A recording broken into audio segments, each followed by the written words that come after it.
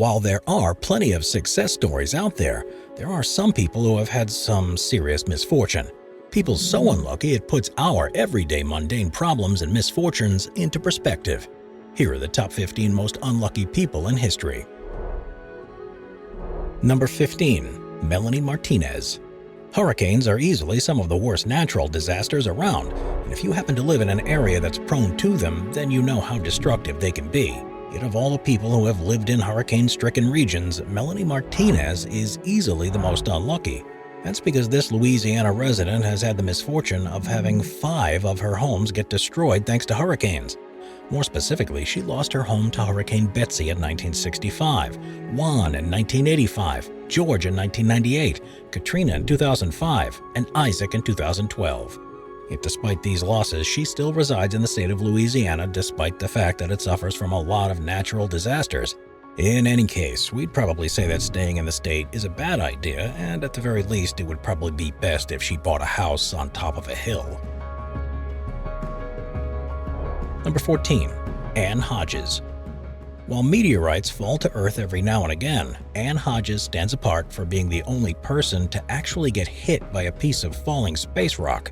That's because on November 30th of 1954, Ann Hodges of Alabama was napping under quilts on her couch when a 4-kilogram meteorite came through her ceiling, bounced off a radio, and hit her in the thigh. The rock led to a massive bruise that not only gave her 15 minutes of fame, but also put her into a protracted court battle with her landlady, who claimed that the rock was rightfully hers. As a result of all of this, Hodges' mental and physical health went downhill. This eventually led to her separating from her husband and dying of kidney failure in a nursing home at just 52 years old.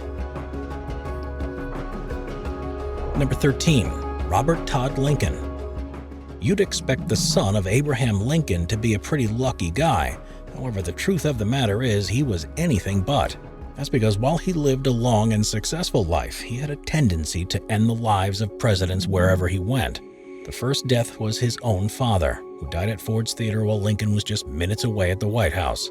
16 years later, he got an invitation to accompany President James Garfield at the 6th Street train station in Washington, D.C. As he left for New Jersey, however, it was here that President Garfield was assassinated by a certain Charles J. Guiteau.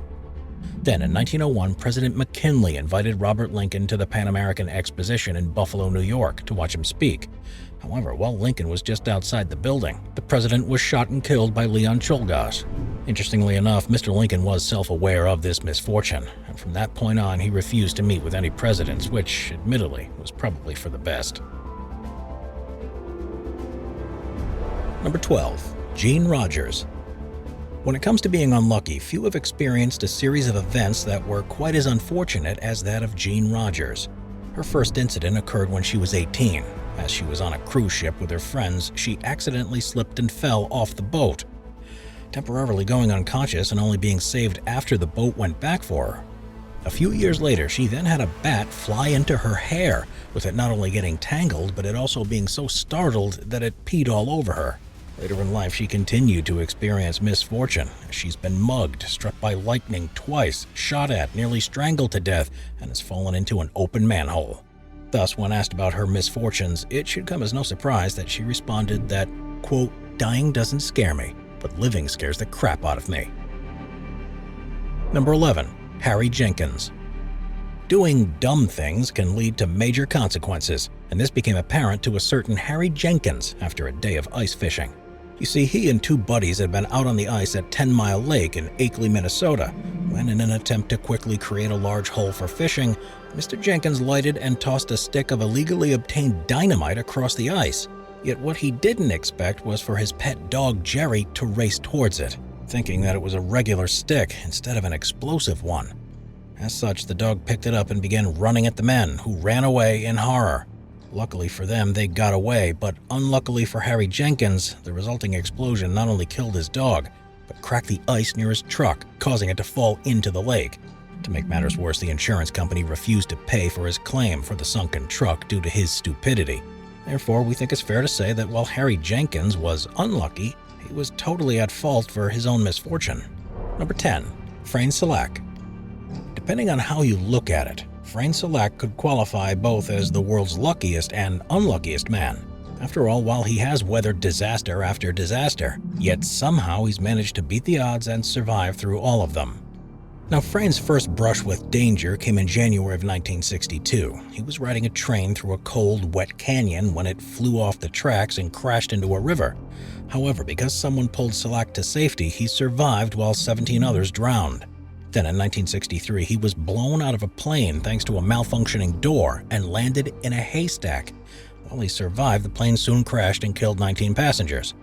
In 1966, a bus he was in skidded into a river, and while he was able to swim to safety, the incident killed 4 people. In 1970, his car caught on fire. However, he managed to escape before his fuel tank blew up. In 1973, the engine of his car was doused with hot oil from a malfunctioning fuel pump. However, despite being burned, he survived. And in 1995, he was struck by a bus in Zagreb, but survived and sustained only minor injuries. In 1996, he eluded a head-on collision with a United Nations truck by swerving into a guardrail, potentially saving his life. And finally, after marrying 5 times, he won a massive sum of 900,000 euros in the lottery. So what do you guys think? Is Frans super lucky or super unlucky? Let us know in the comments down below. Number 9. John Lynn. While there are plenty of unlucky people on this list, John Lynn stands apart for the sheer number of accidents he's been involved in. That's because the so-called Calamity John has suffered 16 major accidents. The first came when, at just 18 months old, he took a drink out of a plastic bottle that contained disinfectant. As a result of this mishap, he had to be rushed to the hospital and have his stomach pumped. Then a year later, he fell off of a horse and buggy, only to then be run over by a furniture delivery van. At age 12, he then got struck by lightning as he cycled home, and at 14, he both nearly drowned and broke his arm after falling from a tree. When returning to the hospital the following day, the bus he was in crashed into a lorry, breaking a second bone in the same broken arm. Then he started to work as a miner, where he almost died twice after having rocks fall on him. Then later on during his career, he was hit by a bus on the way home from work. More recently, he's been hit with a live electricity cable, had 2 holiday-related incidents, and fell through an open inspection hatch at work. So, while Lynn has had the misfortune of suffering multiple mishaps, he was at least lucky enough to survive all of them. We're constantly adding more people to the Top 5's production team to bring you all the best content. Be sure to subscribe with notifications on and hit the like button. Number 8. Dede Koswara. While physical impediments are never fun, Dede Koswara is especially unlucky because his was totally preventable. You see, Koswara was born unhealthy, but at the age of 10 he injured his knee while playing in the forest. Upon examination, it turns out that his combination of both an incredibly common HPV from the fall and a pre-existing yet incredibly rare immune deficiency disorder caused Koswara's warts to form growths that resembled tree bark and roots. Thus, while he tried to live a normal life, the warts continued to grow uncontrollably, which eventually limited his movements and contributed to him losing his job, wife, and kids. However, in 2007, Koswara began to appear on the internet, and his notoriety led to him being able to raise enough money to undergo 9 operations, which managed to remove about 95% of these warts. While this allowed him to use his hands and feet once more, he eventually began to have health complications relating to the condition, and ended up passing away just 8 years after these surgeries at just 44 years of age. Number 7. Violet Jesup. Going on a boat ride is great, but if we were alive during the early 20th century, then we would have refused to get on any boat with Violet Jesup. That's because she had the misfortune of serving as a stewardess and a nurse on 3 disastrous voyages. The first was on the vessel RMS Olympic. This was a luxury ship that was the world's largest civilian liner at the time. Yet while she was on board on September 20th of 1911, it collided with the British warship HMS Hawke. However, in a stroke of luck, no fatalities were reported. This luck would then run out on April 14th of 1912, when she was aboard the infamous RMS Titanic when it struck an iceberg. However, while over 1,500 lives were lost, Jesup survived. Her final major incident occurred on the HMHS Britannic, which sank on November 21st of 1916 after hitting a deep-sea mine. However, while 30 of the passengers on board died, Jesup survived. So we'd say that while Jesup was certainly lucky to survive all these incidents, she didn't exactly bring any good luck to those on board with her. Number 6. Kostis Misotakus. Winning the lottery is a pretty big deal.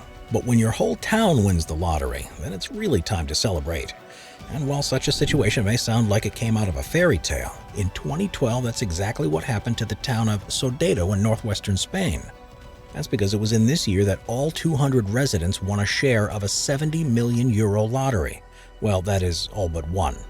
You see, while all the townspeople celebrated, Kostis Misotakus learned that he was the only guy not to win anything.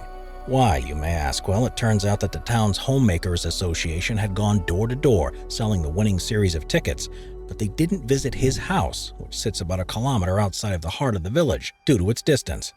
As such, he didn't win a single cent, but rather than mope about, he decided to partner with a Danish film producer to create a movie about the town's big win.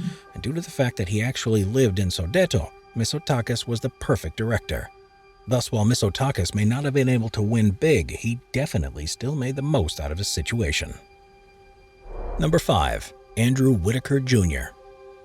While winning anything over $1 million is seriously impressive, Andrew Whittaker struck the jackpot even by lottery winner standards when he won $314.9 million in the Powerball multi-state lottery in 2002. The largest jackpot in American history at the time.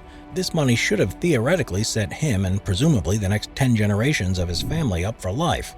However, what should have been a giant stroke of luck ended up becoming a nightmare. His first mistake was not to take annuities, which meant that his $314 million winnings got reduced to a significantly smaller $113 million lump sum. From there, he spent just north of 20% of his winnings on both a number of Christian churches and his charity. However, despite having a massive sum of $90 million remaining, even that couldn't bring him happiness. Notwithstanding the fact that a large chunk of the money was lost due to strippers, casinos, and car thieves, seriously, car thieves broke into his car and stole hundreds of thousands of dollars from him twice, the money helped cause a number of tragedies within his family. The first was in September of 2004, where his granddaughter's boyfriend overdosed on narcotics. Then in December of 2004, his granddaughter was drugged and murdered, and not long after, in July of 2009, his daughter died of mysterious circumstances. In addition to this, he faced a reported 400 legal claims against him in the span of just 5 years, and as a result of these court proceedings, shelled out about $3 million in legal fees. Yet if things couldn't have gotten bad enough, in December of 2016, his house burned down. And since he didn't have insurance, millions of dollars in assets literally and figuratively went up in flames. So we guess that Jack Whittaker's story goes to show that winning the lottery can make you worse off than you were before. Number 4. Kamikaze pilots. Fighting for your country has been seen as an honor for centuries, but in Imperial Japan there were some pilots who had the misfortune of being forced to die for their country as suicide bombers. You see, as the Second World was coming to a close, Imperial Japan was having a difficult time fending off the Allied forces, and it was because of this Allied advance that Japan resorted to using suicide bombings in order to destroy Allied aircraft. For those of you who don't know, kamikaze aircraft were essentially pilot-guided missiles that were filled with explosives, and they had a hit rate of about 19%. This meant that they were more accurate than typical attacks, and due to their destructive power, they generally caused a lot more damage. As a result, a total of about 3,800 kamikaze pilots sacrificed their lives during the war effort, but their efforts were still not enough to turn the tide of the war. Now, beyond the suicide part, what made kamikazes as unlucky as they were the fact that they had no choice in deciding their own fate. For the Japanese leadership to agree to the plan, the condition was that all the pilots had to be volunteers. However, in order to find these, quote, volunteers, pilots were given a multi-choice questionnaire that asked only one single question. Do you desire earnestly, wish, do not wish, to be involved in kamikaze attacks?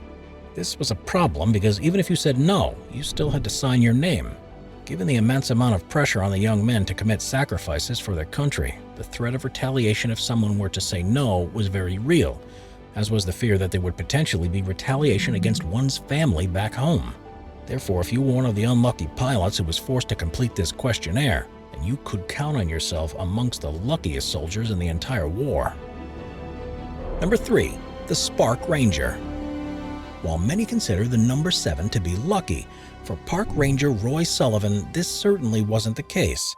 This is because he survived not 1, but 7 lightning strikes over a 35-year period. Now, Sullivan worked as a park ranger in Virginia, and the considerable amount of time he spent outdoors made him a prime target for these strikes. After all, of the 7 strikes that he endured, 5 occurred while he was on duty at the park. Now, of the strikes to hit him, they varied wildly in severity. For example, on his 3rd strike, he'd been tending to his garden at home when lightning hit a nearby transformer and jumped to his shoulder, knocking him down and burning him lightly. Yet for his 1st and 2nd strikes, the story was a lot different. After all, on the 1st, he began running away from a tower that was being hit by lightning several times when he himself was hit. With the injuries he sustained, including a severed toe and a half-inch burn all the way down his right leg. However, on his 2nd strike, the injuries were even worse, as he not only lost consciousness, but nearly drove the truck he had been driving off a cliff. But the crazy thing about Sullivan is that the odds of being hit so many times is excessively small. After all, the chances of 7 lightning strikes hitting the average individual in their lifetime is estimated at being just 1 in 1 octillion. In other words, 1 in 10 to the power of 28. Thus, his unfortunate feat is so incredible that he actually holds the Guinness World Record for the most lightning strikes survived by a single person.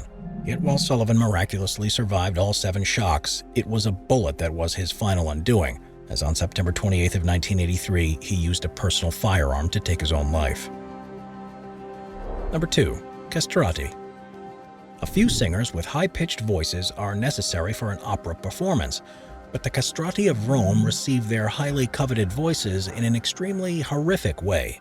You see, up until the year 1588, female singers would be used to hit high notes. But in 1588, Pope Sixtus V introduced a female singer ban that restricted them from singing on any kind of stage whatsoever. Since these high voices were necessary for operas to operate, opera houses soon began the devious practice of castrating young boys so that their youthful high-pitched voice would carry into adulthood. Known as castrati, these operations would usually take place when the boys turned 8. With as many as 4,000 occurring every single year, despite the fact that they were technically illegal. While this practice was grisly, it turns out that the voice quality of the castrati was incredibly high.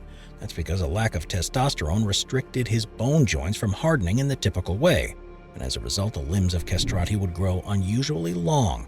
When combined with their intensive vocal training, this gave them unrivaled lung power, breath capacity, and large chests, despite the fact that they had child-sized vocal cords.